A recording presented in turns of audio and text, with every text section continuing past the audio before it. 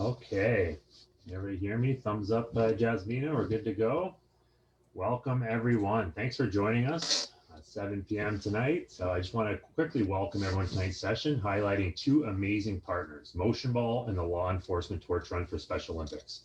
My name is Cody Jansma. I'll be your moderator tonight. Before we go any further and to begin tonight's presentations, my colleague Jasmina is going to read the land acknowledgement for this meeting. Jasmina? Thanks, Cody. Appreciate that. Okay, thank you, everyone. So we begin by acknowledging that though we are meeting virtually, we are all on land that has been inhabited by Indigenous peoples for thousands of years. In particular, we acknowledge that the Special Olympics Ontario office is located on the traditional land of the Huron-Wendat, the Haudenosaunee, and most recently, the Mississaugas of the Credit First Nations. This land is governed by the dish with one spoon covenant between the Haudenosaunee Confederacy and the Confederacy of Ojibwe and the Allied Nations. Today, this meeting place is still the home to many Indigenous people from across Turtle Island, and we are grateful to have the opportunity to work, live, and play on this land. Thank you. And now I'll turn it over back to Cody, the host for this evening. Thank you, Jasmina. A little bit of Zoom etiquette before we get going. We ask that everybody please keep your mics on mute. In the bottom left of your screen, you'll see the little mute button. You can click it to mute yourself and click it to unmute. There'll be time for questions after all the presenters have finished. So we have Sean Etherington was gracious enough to join us at the start, as well as Karen Richards after. So the plan is they'll do their presentations and we'll open up the floor for your Q&A. To ask a question, if while they're speaking, you use the raise the hand function. And after that, we can see that and I'll flag it. And there's also a chat on the bottom, right in the middle of your screen. There's a chat feature. I'll be monitoring that while we go, and I can also flag that to the presenters. All the sessions from the virtual conference will be recorded, made available on our conference website after. Anyone wishing not to be included in this video, you can turn your camera off now. And the fun stuff, by attending tonight, you have a chance to win. Every session throughout the whole conference, we are giving away a $25 gift card from our amazing sponsors, Tim Hortons and Sobeys. And each time you attend a session, your name will be entered into a draw for up to 3 prizes on the wrap up, which is on May 20th. And we'll announce the winners for a $300 Hush Blanket, $100 Tim Hortons gift card, and a $100 Sobeys gift card. So we thank our amazing sponsors for donating all those prizes. And thank you for joining us and having a chance to win. Now, to get to our presenters, first we're going to have Motionball. Motionball is a national nonprofit that empowers young Canadians to be leaders in their communities, raising funds and awareness for Special Olympics through integrated social and sporting events.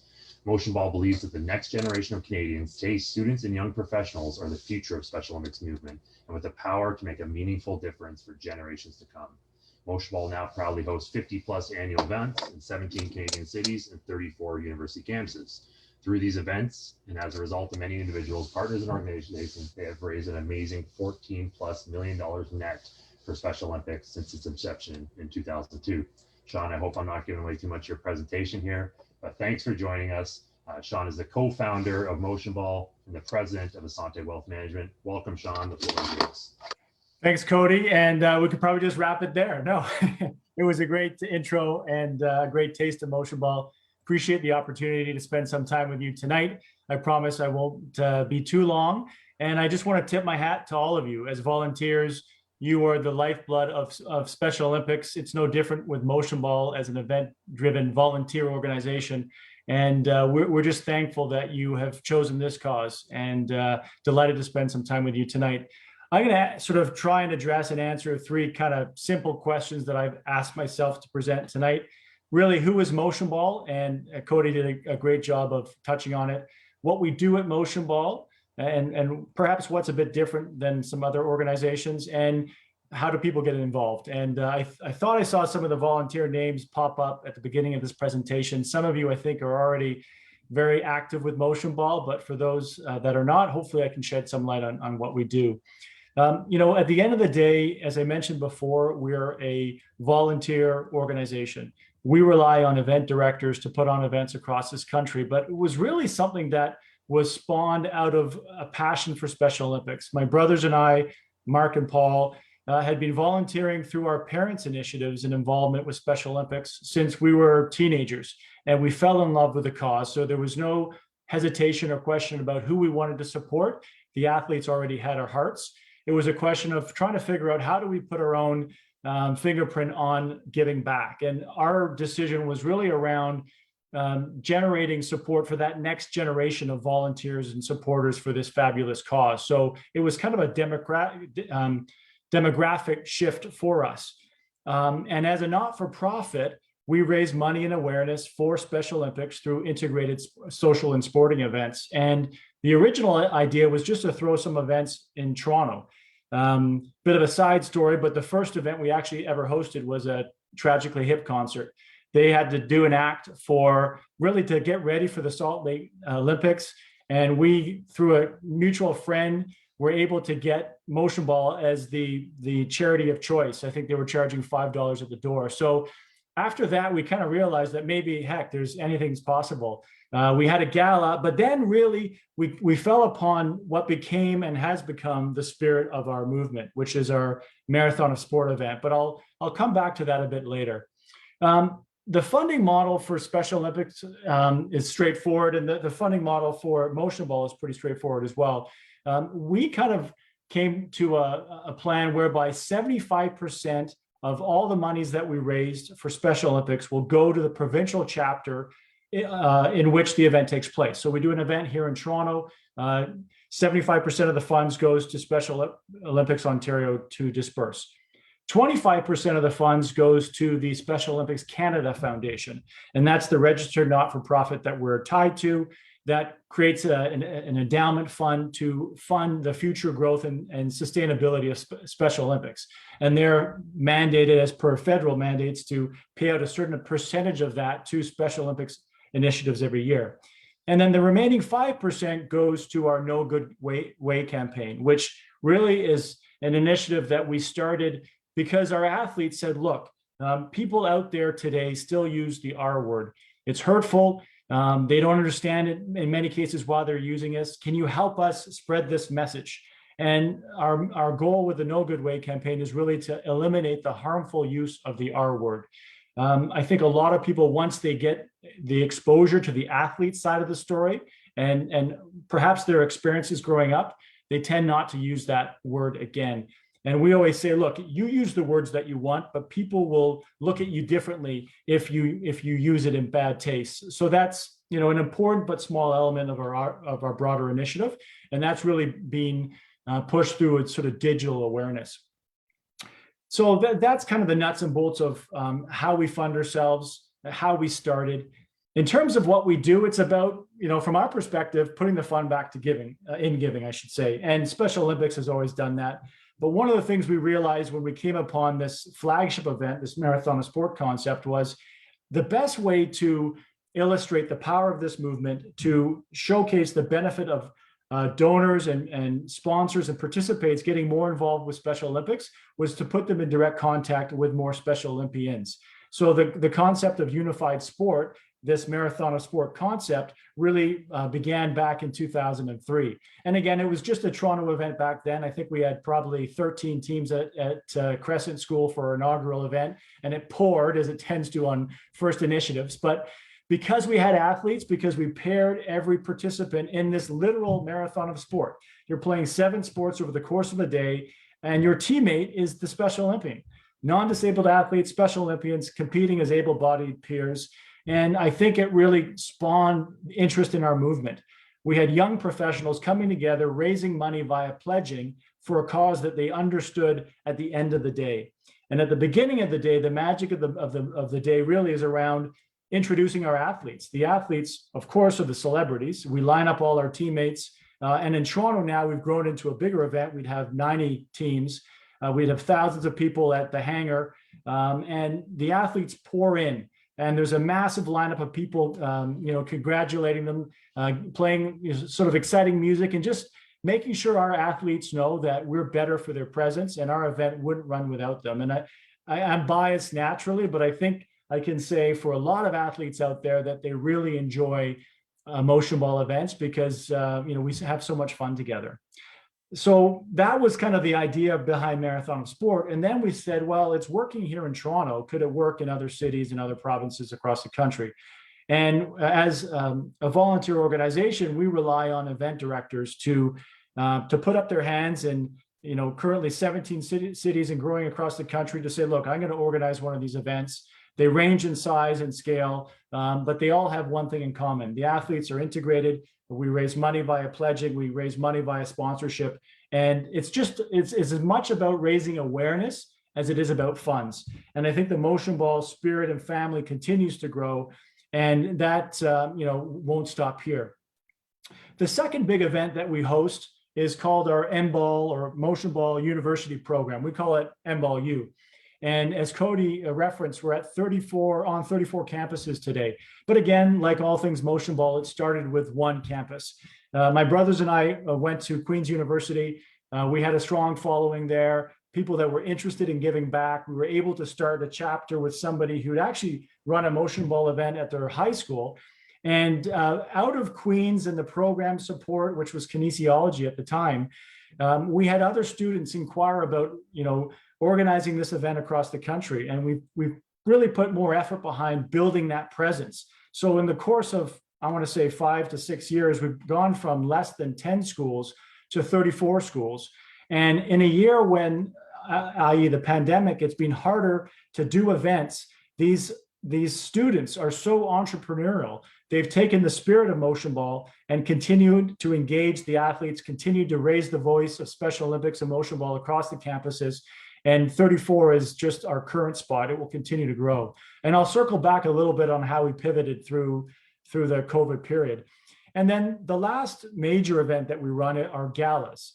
And we have a big gala in Toronto. We have one in Halifax, and we have one in Calgary. Galas are typically a bit more complicated to run because there's more costs involved. But with a gala like the one in Toronto, we get 3,000 young professionals at Liberty Grand.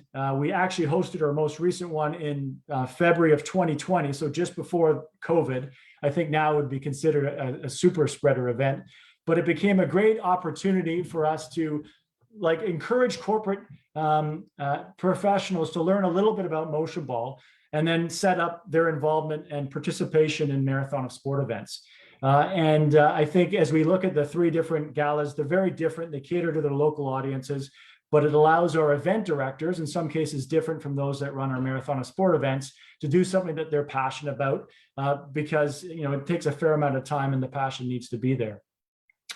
As Cody mentioned, we've been in a position to donate just over $14 million net after this past year, and we were contributing close to $2.5 million by the end of 2019. But of course, COVID really affected all of us. Volunteers in Special Olympics itself, and Motionball was no different. So we had to pivot a little bit. We didn't want to suspend events entirely because we had to keep momentum with our athletes, with our participants and our donors. So we went virtual. We hosted a virtual Marathon of Sport. Tessa Virtue was our host. We had a number of other celebrity athletes participate. And rather than host, 27 Marathon of Sport events, we hosted a national one, engaging all our event directors from coast to coast to encourage their past participants to raise money and awareness via this virtual event that actually came across really well. We were able to raise $1 million in one day, which was a record for us. That really helped sustain our energy and our passion over the course of this year. Bleeding into 2021, we had a virtual gala event to replace our typical gala event in Toronto. And again, wouldn't have raised as much money as it did in previous years, but you want to keep the momentum of the movement going, which is one of the reasons I imagine Special Olympics is doing these kind of events with their volunteer base, to keep the passion and engagement strong.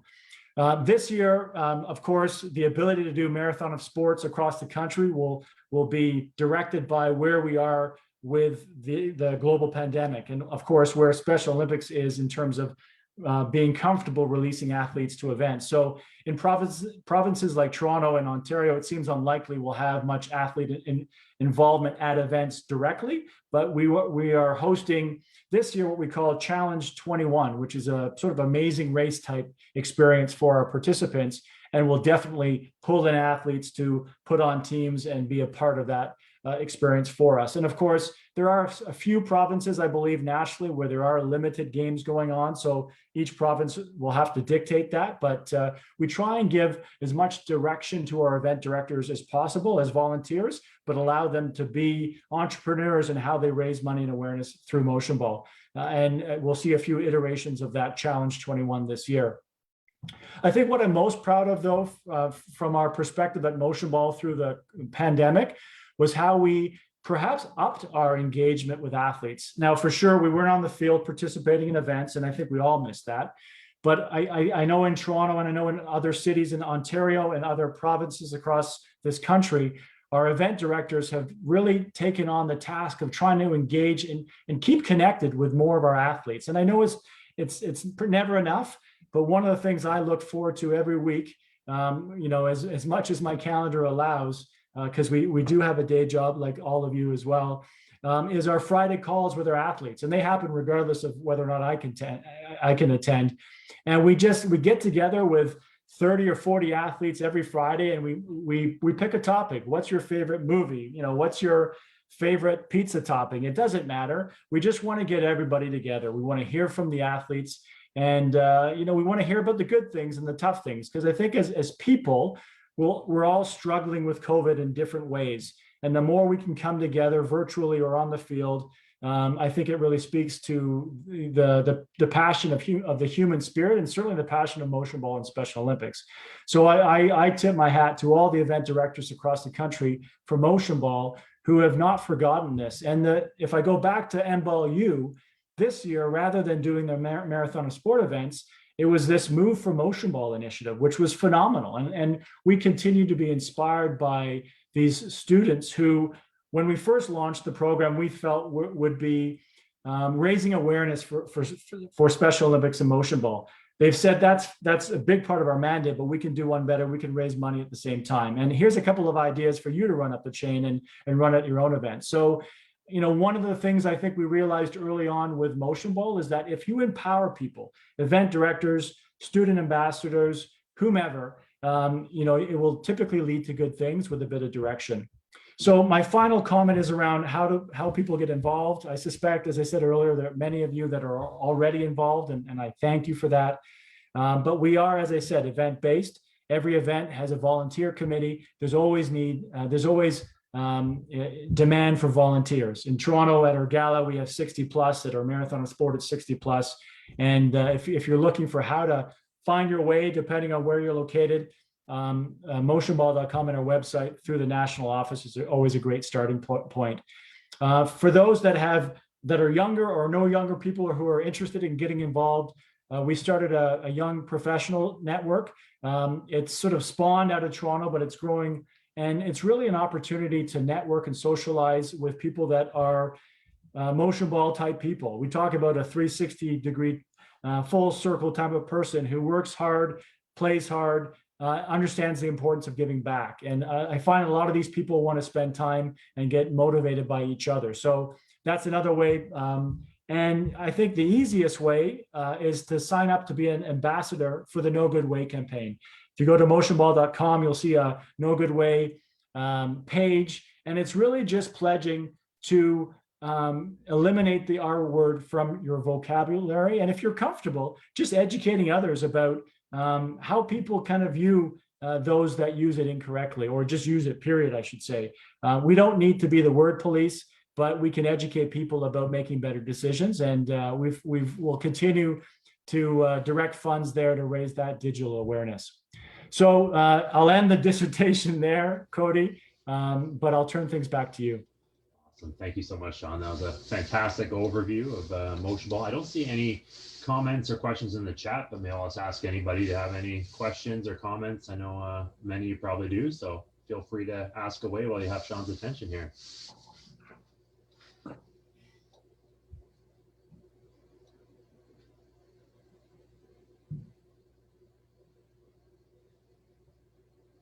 Before everybody gets too excited here to jump in, Sean, I'll ask you one. I'll get the ball rolling here, and I work very closely with the law enforcement torch run and Karen. And, you know, we're obviously following your virtual event that you did, I believe it was in September, and you said you raised over $1 million, and we were just completely floored and amazed. So I'm just wondering, just a strategy around that, how you're able to raise, you know, all we hear about is, you know, the pandemic. And we know there was so much donor fatigue out there because everybody went online and everybody was trying all the virtual events. So maybe just a couple highlights of how you're able to. I think in our case, Cody, and thanks for the question, I think it really came down to our event director. So rather than in a weird year having them run their events, we kind of had to say, look, we're going to put together a national event. We're going to produce it. We got plugged into Rogers through a board member, so it was amplified. But we need your participants at past events to become the fuel from a pledging perspective that's going to drive that fundraising. So, you know, you don't raise, we found at least, we didn't raise a lot of money by the virtual exposure, by being on Rogers. We raised some money, but most of the money was raised by people who had already participated in marathon sport before or were engaged in the team. So we had local engagement, and we relied on the event directors to spread our message. You know, if we had just relied on fundraising via the television, it would have been probably a good awareness event, but a paltry fundraising opportunity. Great. Anyone else? Any questions from the field?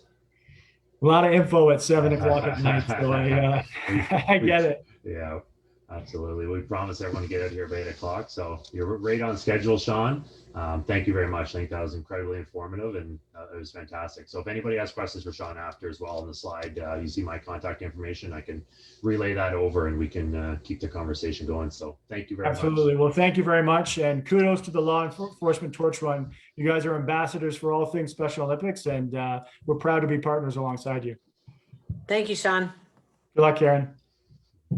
Thanks again. Our next session is on the Ontario Law Enforcement Torch Run, the largest grassroots fundraising program for Special Olympics Ontario annually. Since its inception in 1987, the Torch Run has raised over $40 million for the charity. The Torch Run has evolved over the years from a modest community run to include any and all fundraising programs, including polar plunge, multiples, mud runs, and much, much more. It is my honor to introduce the Provincial Director of the Torch Run, Ms. Karen Richards.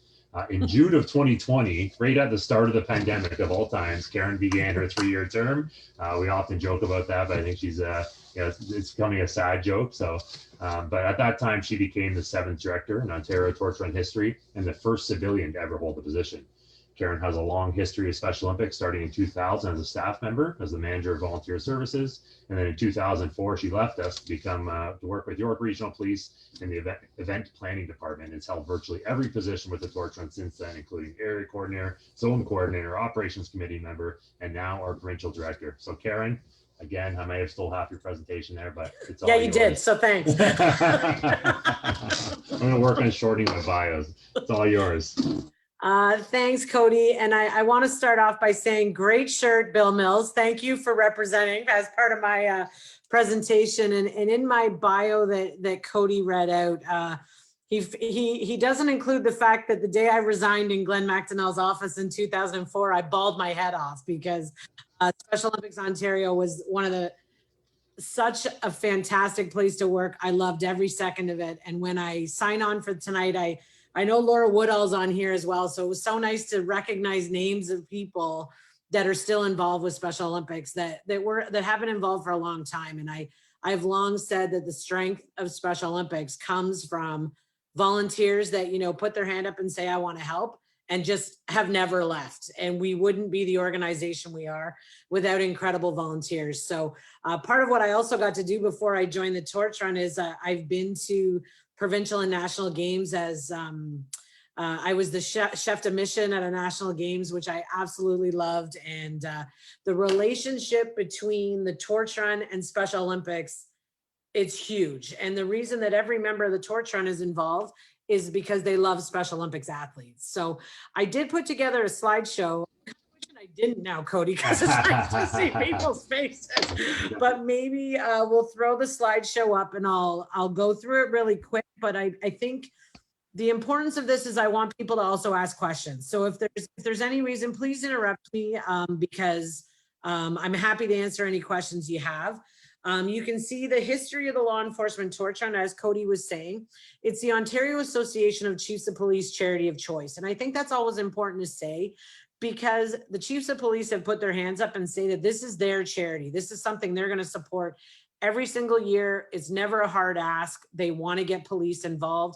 And of course, when we say law enforcement torch run, we also want to include probation and parole. I just had a text message saying good luck from a good friend, Tara Baten, who is manning the border just outside Thunder Bay. So you can imagine all of those people as well. We have corrections, we have probation and parole, and we have, it really encompasses all of these people. As Cody said, since our inception, we've fundraised $40 million for Special Olympics.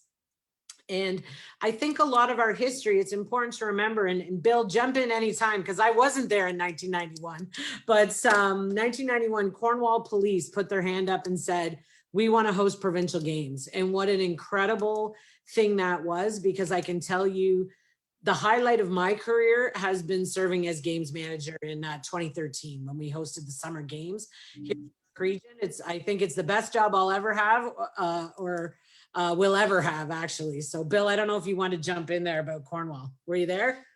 No. I missed one. Okay, that's all I right. had to work. So every year since 1991, every time we've hosted a provincial games, a police department has put their hand up and say, we want to be the people that host that. We're going to throw staff behind that. We're going to help with the fundraising. And that really helps Special Olympics and also reinforces the commitment.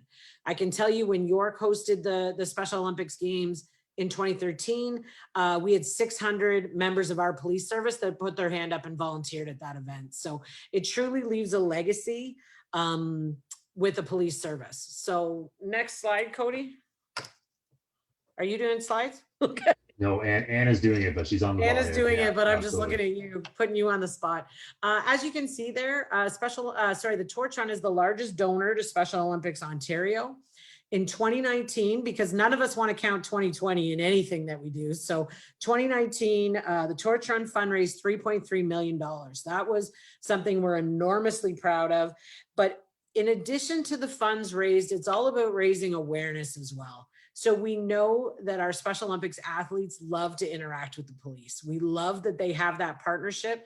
And I'll be honest with you, working in policing is tough these days. There's a lot of negativity out there. There's a lot of hard days for our sworn members out on the road right now. And the chance to come to a Special Olympics event and get a high five and get a smile and get to interact with the athletes is honestly the highlight of a lot of our days. So I liked how Sean referred to the No Good Way campaign, because that was something all of our police services jumped on as well, because language does matter. And we really took that to a social media campaign and wanted to talk a lot about that because it's important. Anna, can you go to the next slide? So what do we do?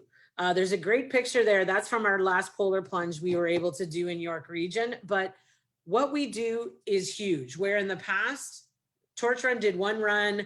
I know back in York Region, when I joined here in 2004, we ran down Yonge Street with buckets in our hands and harassed people in cars. And we did this kind of thing to raise money. Chief of Police came in and said, somebody is going to get run over. We're not going to do that anymore. And so as the word that we all seem to use in times of COVID is pivot, Torch Run has truly pivoted over the years to change all the different things that we do. When we talk about community torch runs, those are the torch runs that happen in communities across the province. It may surprise you that every year we sell 10,000 shirts. So 10,000 shirts across the province are sold to raise money for the Torch Run.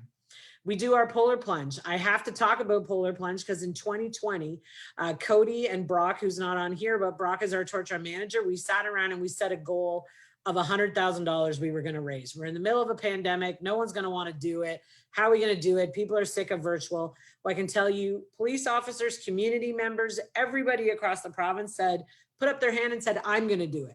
And we raised $361,000 for polar plunge. Those were some huge numbers. And those are from everybody.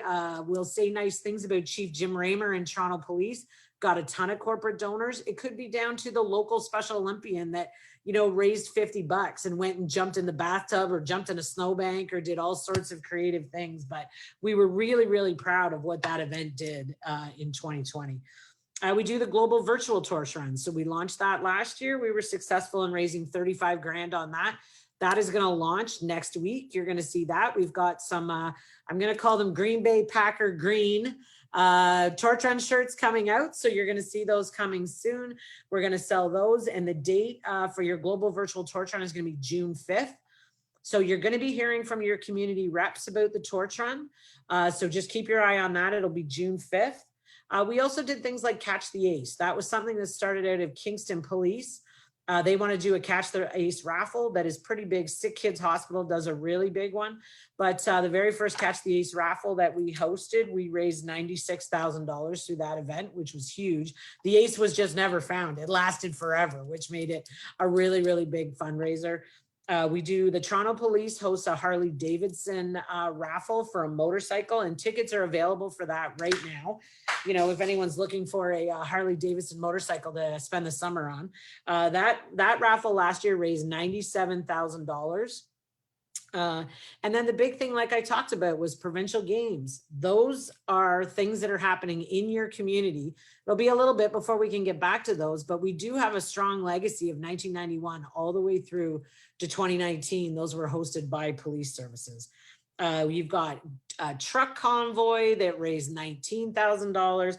You've got golf tournaments. I always, Bill, I don't know if you were part of that organizing committee, but the Torch Run golf tournament in London that raised 25 grand and nobody golfed. I mean, you can't do much better than that.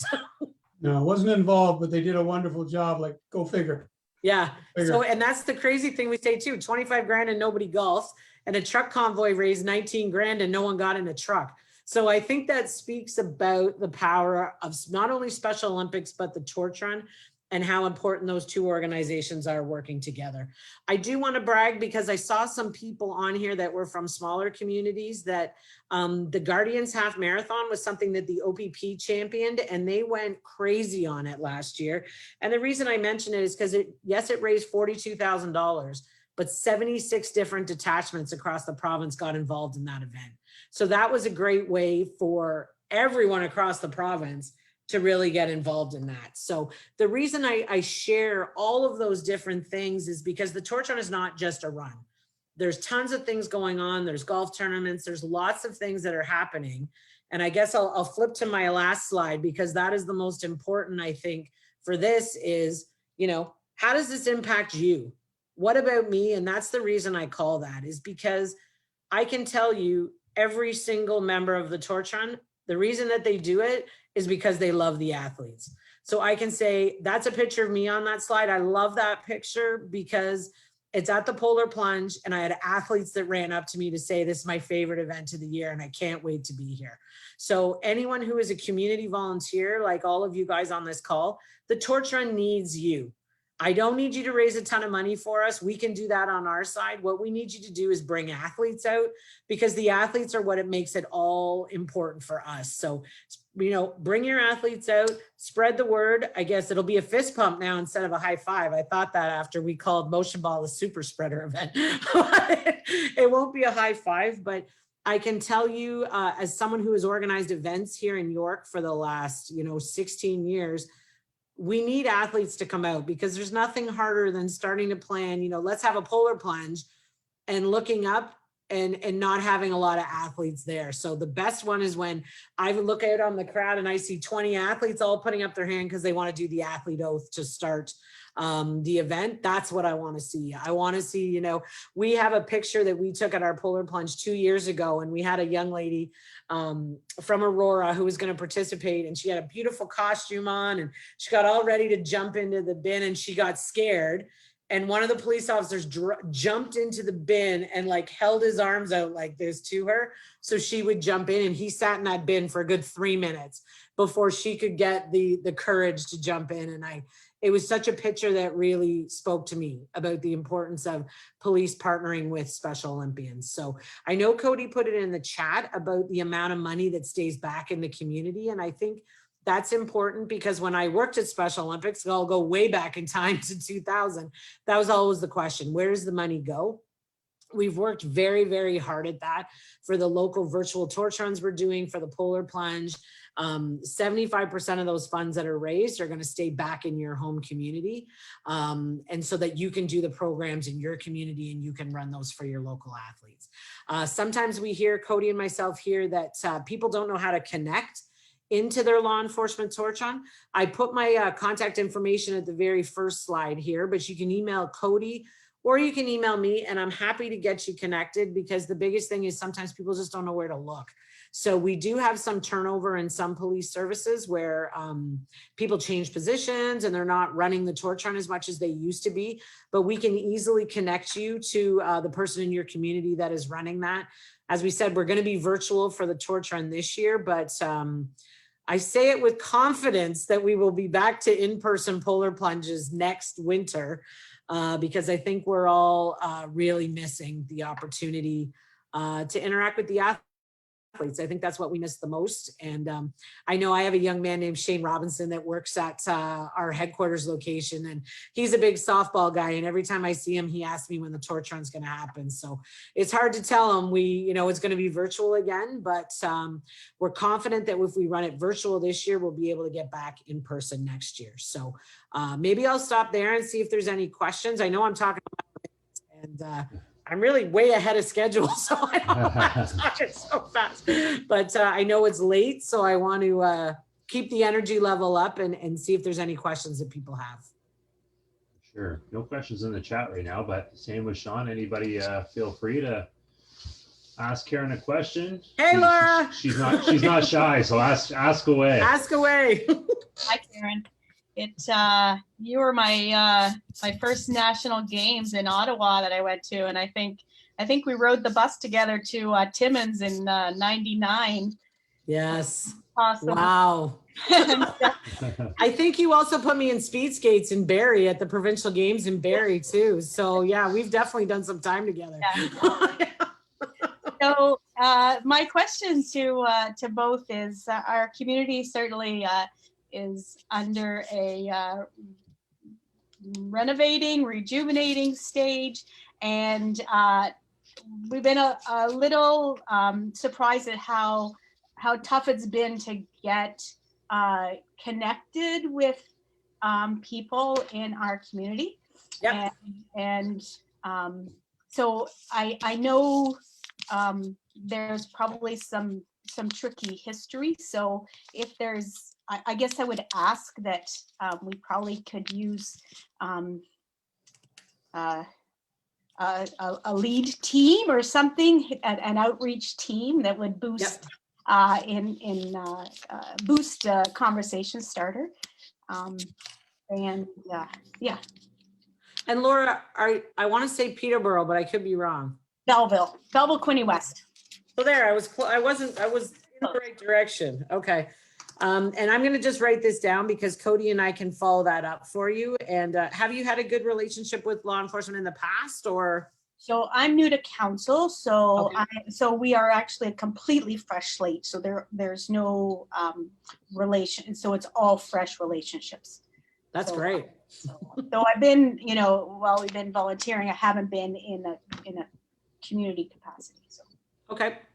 So Cody, off the top of my head, I'm not sure who's in Belleville. I don't know off the top of your head. Really strong supporters there. Daryl Hatfield, Renee Alberton, and even in the Quinte area at the detention center.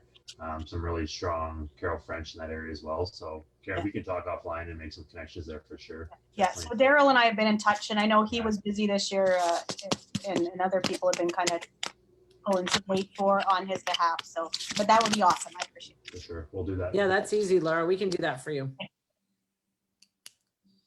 Nice to see you, by the way.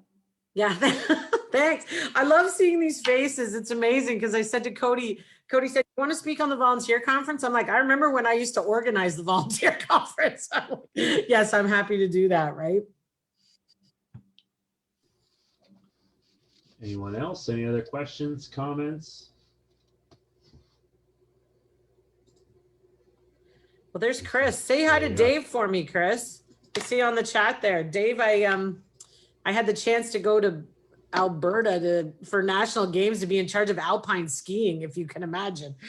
Thank God Dave was there. He actually knew what he was doing. Oh my God.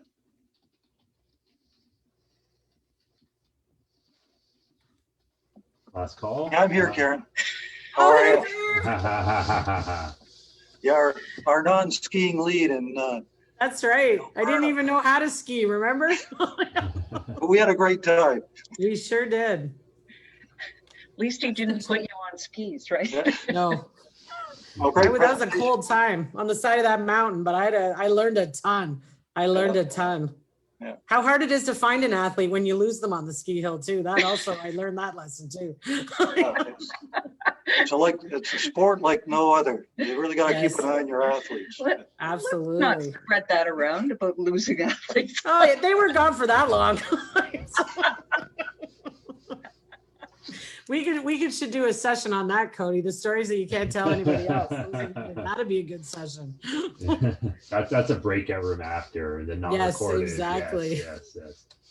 So I guess if there's no other questions, I do want to, you have Cody's email, you have my email address. I'll put it in the chat here. I'm happy to try and connect because some people, that's the hardest thing is you want to partner with your law enforcement torture room, but as Laura said, you're not sure how to make those connections. You're not sure when it's happening. And sometimes the torture room guys don't know who they're supposed to contact. And there's no run without athletes there as far as I'm concerned. And we want to make sure that those connections are in place. So some of those relationships have been in place for a long time. And like I said, there's some new people that really want to get involved and really want to do different things. So let us know if there's anything that, you know, the question you've always wanted to know, or if we can make that connection for you, because Cody and I are happy to do that for you. Sure.